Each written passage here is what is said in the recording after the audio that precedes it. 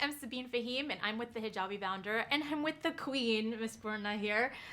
Congratulations on an amazing show. Oh my God, thank you. You're welcome. Thank you so much. I think, seeing someone who looks like me in this role, she's not a daughter, she's not a sister, she's not a mother, she's just her with a career that she earned and a spot she earned at the top. And still clawing her way up. Yes, isn't that? It's so relatable. Of course, the situation's maybe not that relatable, know, but the idea is so relatable. Yeah. And she still has heart. Yes. And I think that's such a wonderful thing to explore. How did you feel about when you got this role, when you saw the script? What did you feel about the role? Well, I just feel like the comedy is a very particular kind of comedy that I always love. It's the ordinary and expected juxtaposed with like the unexpected.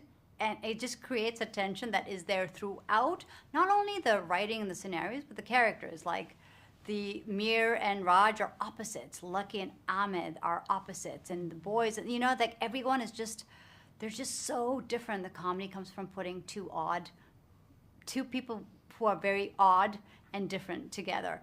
And so, Lucky is this character who's super sweet and nurturing and loving and cleans up, the boys and stuff, and then will just kill 10 people while sipping her chai. Like it's a wonderful juxtaposition. I love playing this character. She's so much fun. Yeah. And she's so inspiring on so many different aspects. One of them is the fact that she does care about the boys so much, but she also knows she has to make the hard decisions. That's right. Totally. As someone, in this industry who has you've done such incredible work.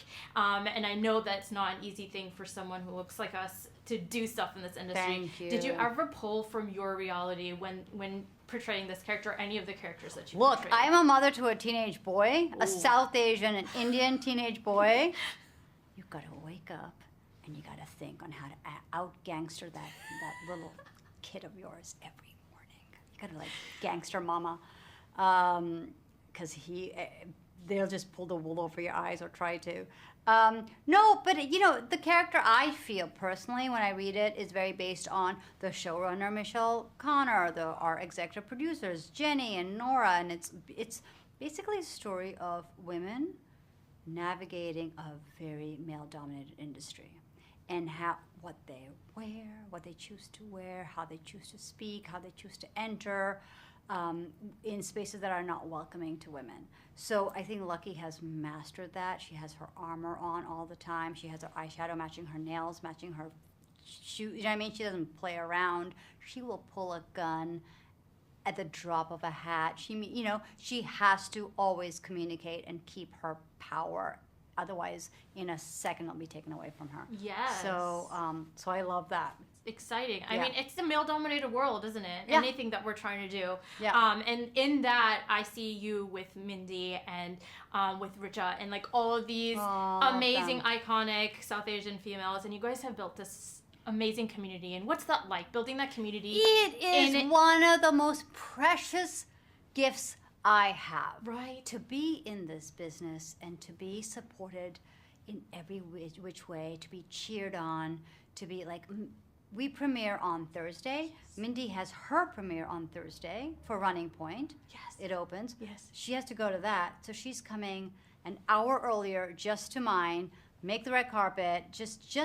We all of us just show up for each other, physically, spiritually, every which way. And you have to go that distance to show your support and show your love and show you're there every step of the way. And it's an unbelievable thing to have a community of South Asian creators and actresses and just writers, which is how we've surrounded ourselves. And it's very, very empowering. Yes, it is incredible. It's so inspiring. I mean, I hope to build a community like that because it is life-changing. Seriously, and especially in this industry where we're constantly pitted against each other. That's exactly it. Oh, I can't wait. I hope I get to meet Mindy and you get on the carpet. I'll be doing Inri, so I hope. Oh my gosh. Of course you will. Just incredible. Of course. Speaking of style and fashion, Conry, you look amazing. Thank you. You always killing it with that inspirational Lucky's outfits in this show. Oh my God. Don't you love it? I mean, I got this top because you did a lot of the tied stuff, and I was like, you know what? I want that. I know. I do too. I mean, so Kaylee Brennan, which is the costume director, had a vision board for Lucky, and on that vision board there were icons like Zinat Aman and Parveen Bobby from the 60s. There was Cindy Crawford and Linda Evangelista from the 90s. So it's like a lot of shoulder, and the hair is Zinat Aman's. So we just had like this, like just so much shoulder pads going on the entire time. Like, you know, Kaylee was like, Lucky carries the weight of the world on her shoulders, so we gotta really pad it up. Like, that's what's happening. That's the message, right? So Lucky walks around with impeccable fashion. And, you know, like, after I played Lucky, I now walk around with fake fur and sunglasses all the time. Why like, not? I have become that bitch. Let's do it. Yeah, let's do it. We love it. I've never worn it before in my life, and now here I am. Because you look fantastic doing it. Please, more. It is an amazing, More. like, Lucky's costume is so delicious. Just more. So I love fun. it. So I fun. love it. So amazing. And we had to make costumes so that I could always have a gun. Yes. Like, whatever costume, there had to be a holster. So it was very beautiful and functional. Functional. Thank you. That's what we need. The Thank you. entire fashion industry, take note. Thank Beautiful you. and functional, Pockets and holster, please. Please. Yes. Please. We need it. We strong women. We need it. Yeah. It's dangerous out there. We need it.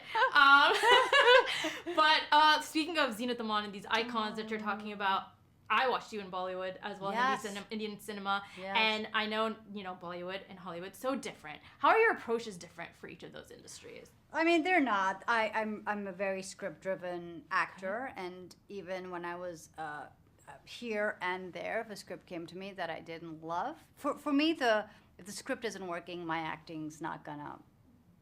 I can't rise to any, you know, bad scripts. Okay, it's just not me. So if the script works, like Deli Belly is just a sparkling, shining script, and Ye Javani is such an iconic script and an iconic plot, right? If the script is not there, the writing is not there, I'm not going to do it because I'm not going to do the role justice. I can't pump life into a one-dimensional character. So yeah, it's similar in terms of the script is always my biggest guide, and Deli Boys made me laugh from the second I opened those pages, and it's dark, it's absurd. While shooting the series, it got even more like we added a lot this element of physical comedy in, which I didn't think the show had, but we kept experimenting and kept making it bigger and bigger, and it was fantastic. I mean, it turned out amazing. I mean, I like to describe the show as with one word: wild. It's just wild. It was wild. And it's never been done before. I agree. And when I'm watching this show, I'm seeing so many iconic South Asian actors in I this. The know. ensemble is just perfection. It's just Iqbal, mashallah, if you want to say. mashallah. Iqbal, Sakina Jaffrey is there. Tan France. We got the iconic Tan France, Seriously. Zayn. I mean, just who am I missing? I mean, everyone with Sagar. Azhar. I mean, Azhar, of course. Osman, yes. Oh my of God, course. just everywhere. Usman, yes. Yes. All the Maliks and Yes. oh my God, and the atmosphere on set. It was Dream. always biryani. It was a biryani atmosphere. Yes. Everyone mixed together. Yes. Well, like South Asian representation is so misrepresented, underrepresented in this industry. What does it mean to you to have this kind of South Asian representation? It is so well. The show, you know, people want to compare your show to something else, right? You want a handle on your show, so it's like this meets this. But this show is just fluidly moves between genres, right? Abdullah Saeed is the creator of Bong Appetit, where he gets high and eats cannabis-infused food. Like, that's the mind of Abdullah Saeed that is very multidimensional and, you know, interplanetary. So the show defies any kind of labels, and I love that about it. Yes, amazing. Well, just to wrap up, what's next for you? I am working on Green Lanterns, which is the HBO TV series adaptation of the iconic Green Lanterns. I know nothing about the comic book world. Someone I was speaking to had Spider-Man stickers and posters behind him, and he was just geeking out on Green Lanterns. But it's very relatable. It's very human. It's very like earthbound is, I guess, the language I'd use, and it's one of the most sparkling scripts in this genre that I've ever read. Oh my gosh, I'm a huge fan of superheroes. Are you? So Green Lantern, I know, I was hoping that's what you were going to talk about because it's truly so iconic to see a South Asian female in DC Universe in this way. know. Why hasn't it been done already? But I'm so glad it's you. I know. I'm so happy. Also, my Instagram post, I said at least one auntie is going to DC, and it is true. I love it. Well, Thank you. Congratulations. Thank the show you. is incredible. Season 2, inshallah. And can't wait to see you in Green Lantern. Oh, thank you. Of course, Thanks so of much, course. Abhi. Thank you.